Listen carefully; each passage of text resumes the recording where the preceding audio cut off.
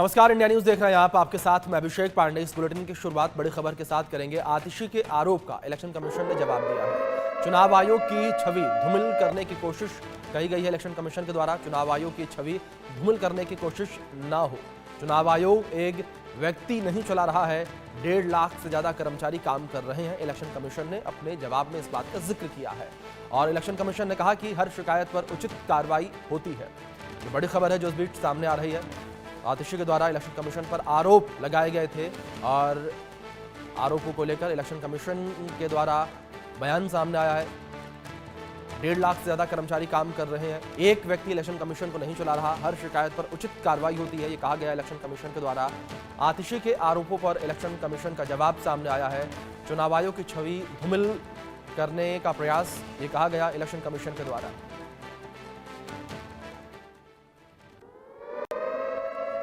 बड़ी खबर इस बीच, आतिशी का इलेक्शन कमीशन और दिल्ली पुलिस पर हमला। विधुड़ी पर कोई भी कार्रवाई नहीं हुई है। मैंने शिकायत की तो मुझ पर एफआईआर हुई है।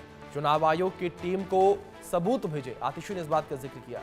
एसएचओ ने अनुज विधुड़ी को मौके से भगा दिया और अनुज की शिकायत करने वाले को पुलिस ने पीटा है।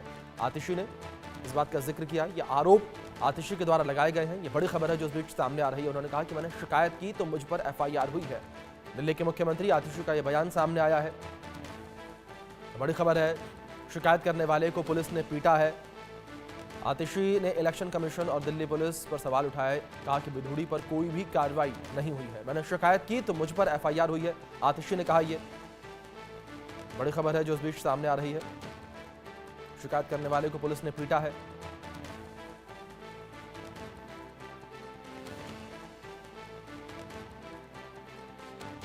हमने फरार करवा दिया। इनको फरार करवाने के लिए और उससे ध्यान हटाने के लिए पुलिस वालों ने 2 लोकल लड़के एमसीसी वायलेशन का वीडियो बना रहे थे, जो ईसीआई में कंप्लेंट कर रहे थे। उन 2 लड़कों सागर मेहता और अशमीत सिंह को पुलिस ने बर्बरता से पीटना शुरू कर दिया। जो कंप्लेंट कर रहा है उसकी पिटाई पुलिस द्वारा हो रही है। और इलेक्शन कमीशन ने इस पूरे प्रकरण में रमेश बिधूड़ी जी की टीम पे कोई एक्शन नहीं लिया, बल्कि मेरे ऊपर एफआईआर किया। बीजेपी वाले गुंडागर्दी कर रहे हैं, उनको बचाने के लिए पुलिस वाले गुंडागर्दी कर रहे हैं और अब इलेक्शन कमीशन कंप्लेंट करने वालों पे केस फाइल कर रही है। क्या ये हाल होगा अब? राजीव कुमार जी, अपनी सोती हुई आत्मा को जगाइए। गुंडागर्दी हो रही है, ये खुलेआम दिख रहा है, बताने की भी जरूरत नहीं होनी चाहिए। नई दिल्ली में जहां संसद है, जहां सुप्रीम कोर्ट है, जहां चुनाव आयोग है, वहां अरविंद केजरीवाल की प्रचार गाड़ियों को तोड़ा जा रहा है, उनकी गाड़ी पे पत्थर मारा जा रहा है। कालकाजी में जो हमारी सीएम हैं आतिशी, उनके यहाँ रमेश विधुड़ी की गुंडागर्दी चल रही है। शिकायत करने पे उनके खिलाफ ही एफआईआर हो जा रही है। राजेंद्र नगर में साड़ियाँ बांटी जा रही हैं। जंगपुरा में खुलेआम गुंडागर्दी की जा रही है। वहाँ वोटर आईडी लिया जा रहा है और वोटर आईडी लेके पैसे दिए जा रहे हैं कि आप वोट डालने मत जाना, झुग्गियों में ऐसा काम कर रहे हैं। हमारे लिए तो मुद्दा साफ है। बिजली, पानी, शिक्षा, स्वास्थ्य, ये सब कुछ फ्री। बस की यात्रा फ्री, बुजुर्गों की तीर्थ यात्रा फ्री। और 8 तारीख को मुख्यमंत्री बनने के बाद 2100 रुपये की महिला सम्मान राशि हर महिला के खाते में। बिल्कुल यही आकलन मैं पहले दिन से कह रहा हूँ। 60 से ज़्यादा सीटें हम जीतेंगे, 60 से ज़्यादा सीटें जीतेंगे। हार की बौखलाहट में लोग मारपीट, लड़ाई झगड़े पे उतरते हैं, जो भाजपा ही कर रहे हैं। हमारे यहाँ यूपी में कहते हैं खप्तुल हवास हो चुके हैं भाजपा वाले। तो घर से निकलिए और जम के वोट डालिए। गुंडागर्दी का जवाब अपने वोट की ताकत से दीजिए।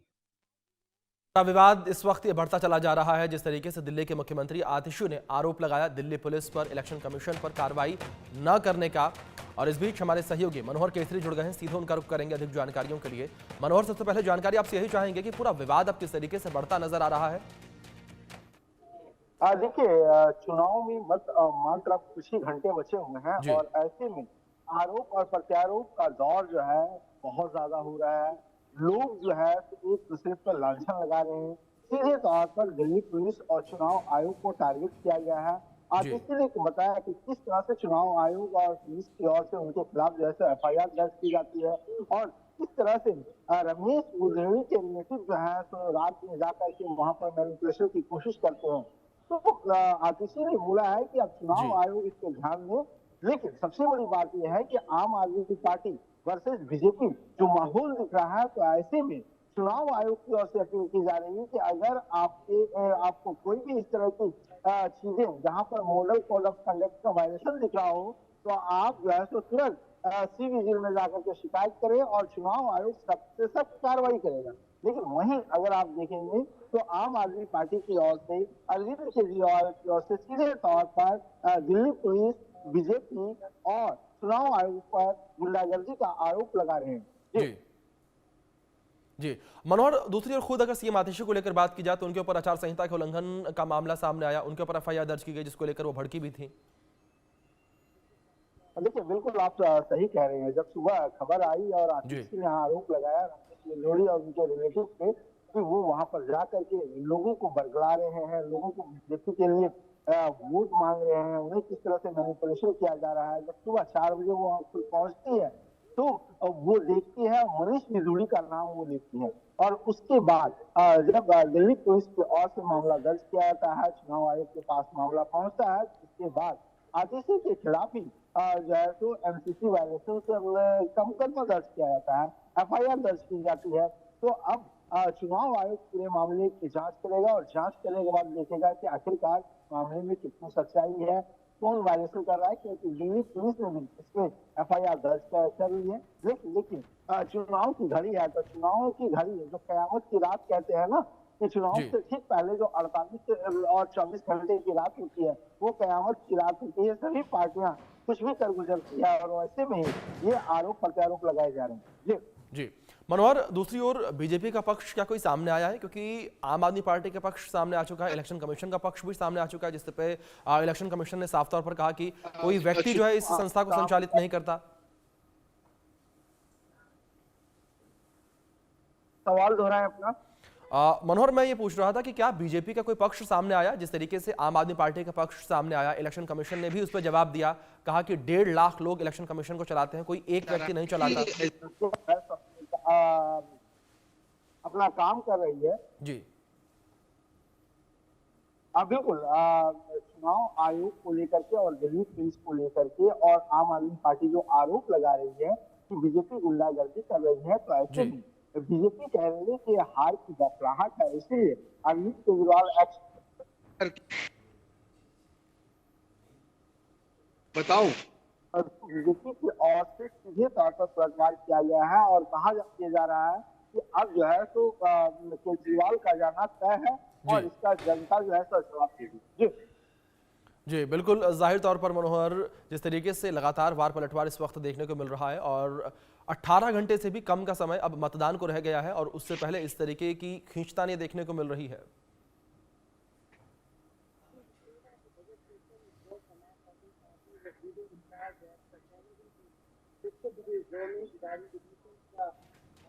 जी मनोहर, चलिए मैं आपका रुख दोबारा करूंगा। रमेश पिधूड़ी ने क्या कुछ कहा था, उनका रिएक्शन किस तरीके से सामने आया था, वो अपने दर्शकों को हम दिखाते हैं। आतिशी जी को कानून का, संविधान का सम्मान करना चाहिए। वो संवैधानिक पद पर बैठे हुए मुख्यमंत्री हैं और ये छिछोरी हरकतें, झूठी अफवाह फैलाना, बातें बढ़ाना, रमेश पिधूड़ी का परिवार यहाँ पर घूम रहे। दुनिया में कौन ऐसा पॉलिटिकल लीडर है कि जब कहीं चुनाव लड़ता है तो उसकी फैमिली मदद नहीं करती है? सबकी फैमिली रहती है। तो मेरा बेटा मेरे चुनाव में क्यों नहीं रहेगा, मेरी पत्नी मेरे चुनाव में क्यों नहीं रहेगी? तो ये 5 साल उन्होंने दिल्ली में क्या किया वो तो बता नहीं सकती। कालका जी में क्या किया, उनके पास कुछ है नहीं, तो कुछ ना कुछ बोलना है। तो बोलने के लिए यूपी नंबर की गाड़ियां, जो यूपी 16 EC 3900, एक यूपी 16 इसी प्रकार के 14, एक थार। आप मुख्यमंत्री हैं, आपको शोभा देता है कि उत्तर प्रदेश की गाड़ियों में आप गुंडे लेकर 30-30, 40-40 आदमी चल रही हैं। हमने पुलिस को कंप्लेंट की कि भाई रात को ये यूपी की गाड़ियों में ले लेकर 40-40 आदमी चल रही है, इसका कारण क्या है? और उन लोगों को ले जाकर हमारा एक सिद्धार्थ कैंप में कार्यकर्ता है, उसको धमका रहा है रोशन जाके, तुम घर चले जाओ।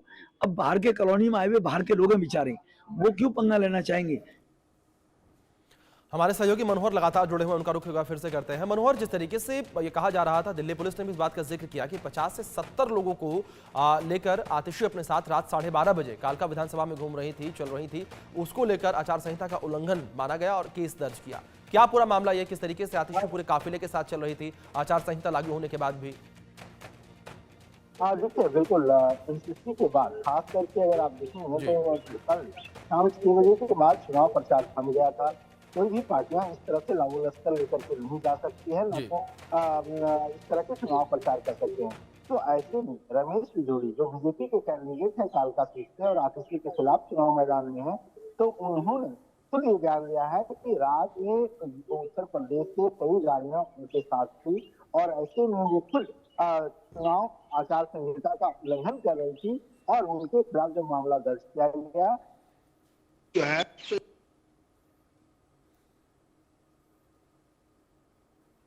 जी बिल्कुल मनोहर, और दूसरी ओर अगर चुनाव आयुक्त को लेकर बात करें, और आतिशी दिल्ली के मुख्यमंत्री, उन्होंने जिक्र किया कि राजीव कुमार जी, आप इलेक्शन प्रोसेस की कितनी धज्जियां उड़ाएंगे, ये बड़ा सवाल उन्होंने किया और ये सवाल भी अब चर्चा का विषय बना हुआ है।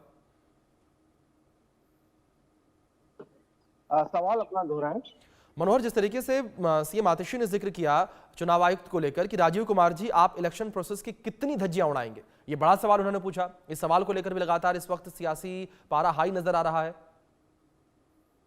देखिए, इसे लेकर के कई बार चुनाव आयोग कह चुका है कि हम कानून के मुताबिक काम करते हैं। आज भी चुनाव आयोग की ओर से कहा गया कि अगर कोई शिकायत उनके पास अगर आती है तो वो उनके खिलाफ एक्शन लेते हैं। तो उन्होंने सीधे तौर पे कहा कि चाहे राजेंद्र नगर का मामला हो जहां पर कपड़े बट रहे थे, तो उनके संज्ञान में आया और उसके बाद चुनाव आयोग ने सारे सामान को सीज कर लिया और उसके बाद एक्शन लिया जा रहा है। तो ऐसी स्थिति में चुनाव आयोग कह रहे हैं कि हमारे ऊपर झूठा आरोप लगाने से पहले चुनाव आयोग जो है दलगत राजनीति से ऊपर उठकर जो एक निष्पक्ष एजेंसियां है वो अपना काम कर रही है और सभी लोगों से ये अपील भी किया है कि अगर किसी तरह के कोई एनसीसी का वायलेशन करते हुए अगर दिखता हो, कोई शराब बांटता हुआ दिखता हो, किसी तरह का प्रलोभन अगर दे रहा हो, तो आप जो है तो शिकायत करें और सी-विजिल ऐप है, सीधे चुनाव आयोग के पास शिकायत कर सकते हैं। जी मनोहर, दूसरी ओर सीएम आतिशी के द्वारा प्रेस कॉन्फ्रेंस की गई। प्रेस कॉन्फ्रेंस करके उन्होंने इस बात का जिक्र किया कि मेरे ऊपर कार्रवाई की जा रही है, लेकिन रमेश बिधूड़ी के ऊपर कोई भी कार्रवाई नहीं की जा रही है। और उन्होंने चुनाव आयोग एक बार फिर से निशाने पर लिया। उन्होंने कहा कि चुनाव आयोग अपनी सोई हुई आत्मा को जगाए। देखिए, चुनाव आयोग के पास अगर कंप्लेन जाता है तो चुनाव आयोग उस पर कार्रवाई करेगा। तो ऐसी स्थिति में चुनाव आयोग के पास क्या आतिशी ने रिटर्न शिकायत दी है अभी इसे लेकर के? क्योंकि सुबह तो उन्होंने ट्वीट तो किया था, उन्होंने कहा था कि किस तरह से उनके रिलेटिव जो है तो यहाँ पर प्रलोभन देने की कोशिश कर रहे हैं। अब देखना दिलचस्प होगा कि किस मामले पे जिसको आतिशी ने कंप्लेन किया है तो इसे लेकर के चुनाव आयोग क्या जवाब देता है। मनोहर, इस बीच में आपसे ये भी समझना चाहूंगा, जिस बात को लेकर दिल्ली के मुख्यमंत्री आरोप लगा रही हैं, वो मुद्दा आखिर है क्या? अगर रमेश बिधूड़ी के भतीजे को लेकर जिस तरीके से आरोप लगाया जा रहा है कि उनके भतीजे, जो कि कालका विधानसभा क्षेत्र के वोटर भी नहीं है, वो चुनाव को प्रभावित करने का प्रयास कर रहे हैं, वहां पर मौजूद है, जो कि अपने आप में आचार संहिता का उल्लंघन है, जिसको लेकर कार्रवाई नहीं हो रही है, ये पूरा मामला क्या है? देखिए, रात का वक्त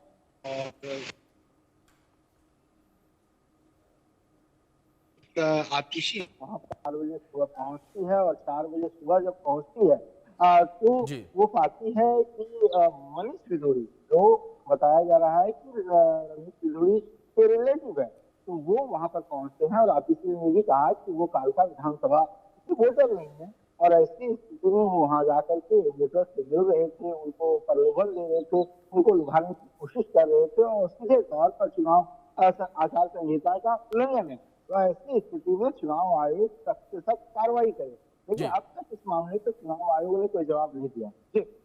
जी मनोहर, दूसरी ओर अगर बात कांग्रेस को लेकर की जाए तो कांग्रेस भी 2025 के विधानसभा चुनाव में मजबूत स्थिति में नजर आ रही है। अगर पिछले 2 चुनाव को लेकर बात करें, उनके मुकाबले फिलहाल जो जमीनी स्थिति नजर आती है उसके अनुसार कांग्रेस मजबूत नजर आ रही है। दूसरी ओर कांग्रेस भी इस पूरे मामले पर रिएक्ट कर रही है। कांग्रेस किस तरीके से रिएक्ट कर रही है, क्या कुछ कहना कांग्रेस का? देखिए, बिल्कुल कांग्रेस की ओर से साफ तौर से कहा जा रहा है कि कल आपने देखा होगा कि किस तरह से महाराष्ट्र इलेक्शन को लेकर के राहुल गांधी ने सीधे तौर पर चुनाव आयोग पर टिकरा फोड़ा था और कहा कि 70 लाख जो है तो वोटर फर्जी लिस्ट में शामिल किए गए थे।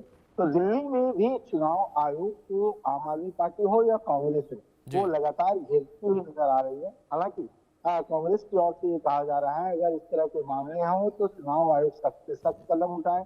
और अगर आप पार्टी पॉलिटिक्स की बात करें, जिस तरह से चुनाव प्रचार के दौरान सभी पार्टियां एक दूसरे को टुकड़ा फोड़ रही थी, तो ऐसी स्थिति में कांग्रेस भी इस बार मजबूती से चुनाव लड़ रही है और वो भी चुनाव आयोग से अपील कर रही है कि ऐसे मामले को रोका जाए ताकि चुनाव को कोई प्रभावित ना करे, वोटों को कोई ना लुभा सके। जी मनोहर, दूसरी जिस तरीके से संजय सिंह का भी बयान सामने आया था, उन्होंने भी बड़े गंभीर आरोप लगाए थे। उन्होंने कहा था कि निष्पक्ष चुनाव और चुनाव आयोग का कोई मतलब नहीं है।